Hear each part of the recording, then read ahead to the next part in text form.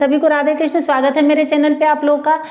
अगर शादी के बाद किसी महिला या चाहे किसी पुरुष को किसी से प्यार हो जाता है तो उनके सामने बहुत ही बड़ा धर्म संकट होता है। उनके सामने बहुत बड़ी एक समस्या, विकट समस्या खड़ी हो जाती है कि वो पत्नी को चुने कि प्रेमिका को चुने, वो प्रेमी को चुने कि पति को चुने। तो देखिए, प्रेमी और पति, पत्नी और प्रेमिका दोनों में जमीन आसमान का अंतर होता है।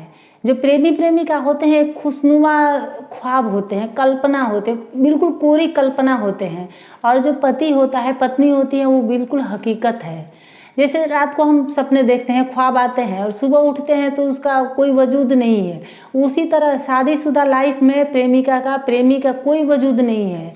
हकीकत जो है वही है, पति है और पत्नी है। अगर मान लीजिए कि आपने जिससे प्रेम किया, जिससे आपने प्यार किया, आपकी प्रेमिका, आपका प्रेमी, वही उसी से आपकी शादी भी हो गई है, लेकिन तब भी शादी के बाद अगर वो पति बन गया, अगर वो पत्नी बन गई, तो वो पहले जैसा नहीं रह जाएगा, वो भी पहले जैसा नहीं रह जाएगा शादी के बाद। क्योंकि देखिए, रोमांस करने से सिर्फ और हाथों में हाथ डाल के पड़े रहने से तो काम चलने वाला नहीं है। शादी के बाद जिम्मेदारी होती है, शादी एक बहुत बड़ी जिम्मेदारी होती है।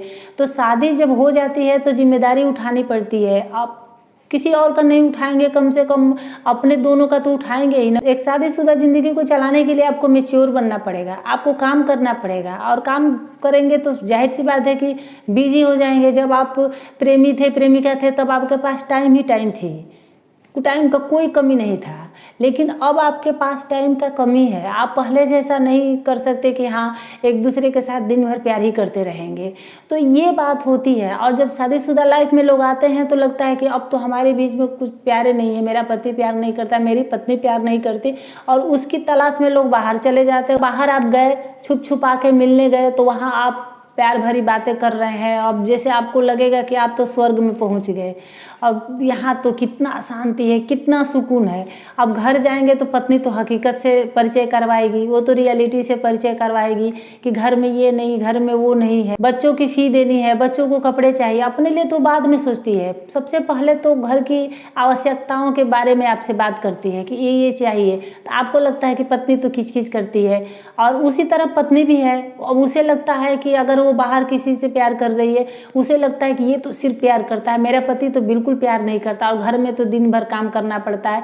पति कभी चाय दो तो कभी खाना दो, तो कभी कपड़े धो दो, कभी ये करो कभी वो करो। दिन घर में कितना काम रहता है। यहाँ तो कितना स्वर्ग है, कितना सुकून है। पति तो हमेशा घर में डांटते ही रहता है, दिन भर घर का काम करवाता है और ऊपर से कुछ देता भी नहीं है। ये तो कितना कुछ ला के दे देता है। तो देखिए, थोड़ा सा वो ला के दे देगा तो उससे आपका घर चलने वाला नहीं है, उससे आपकी पूरी ज़िंदगी नहीं चलने वाली। पूरी ज़िंदगी का वो बोझ आपका नहीं उठाएगा।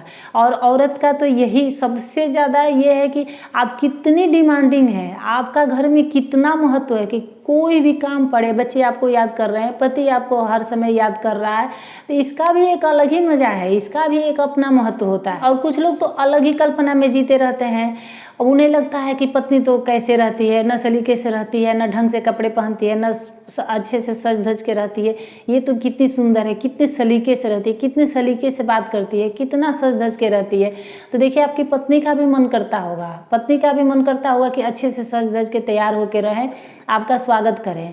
लेकिन उसके पास जिम्मेदारी है, उसको अगर आप बाहर काम पे जा रहे हैं तो आपको भेजना है, बच्चों को भेजना है, तो वो तैयार होगी तो काम तो चलेगा नहीं। ऊपर से घर में है, अगर बच्चे कभी किचकिच किए, आप चाहे कुछ जरूर कुछ न कुछ, अब सलीका तो भूल ही जाता है आदमी। घर में है तो है कि चीखना चिल्लाना तो पड़ता ही है। अब वहाँ अब उसको कोई जिम्मेदारी नहीं है। वहाँ आप जाते होंगे, सिर्फ हाथ में हाथ डाल के बैठते होंगे, तो बेसलीका होने का तो कोई सवाल ही नहीं होता है कि वो बेसलीका से आपसे बात करेगी। वो तो सलीके से ही बात करेगी, उतने टाइम तो आपसे सलीके से ही बात करेगी। उसके पास क्या करने को है आखिर। वो जो बाहर वाली है, एक ऊपर से आवरण चढ़ा के बैठी है, वो चाहे मेकअप का हो, चाहे कपड़े का हो, चाहे व्यवहार का हो।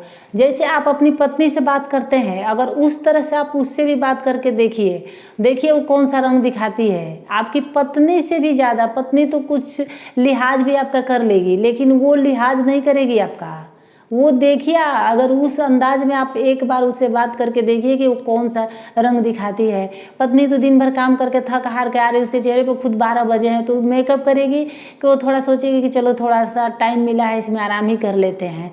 तो वो आवरण नहीं चढ़ाती, नेचुरल आप उसको देखते हैं, नेचुरल आपके सामने वो रहती है, चाहे व्यवहार से हो, चाहे चेहरे से हो, चाहे किसी भी चीज़ से हो, नेचुरल आपके सामने जो है वही दिखाती है।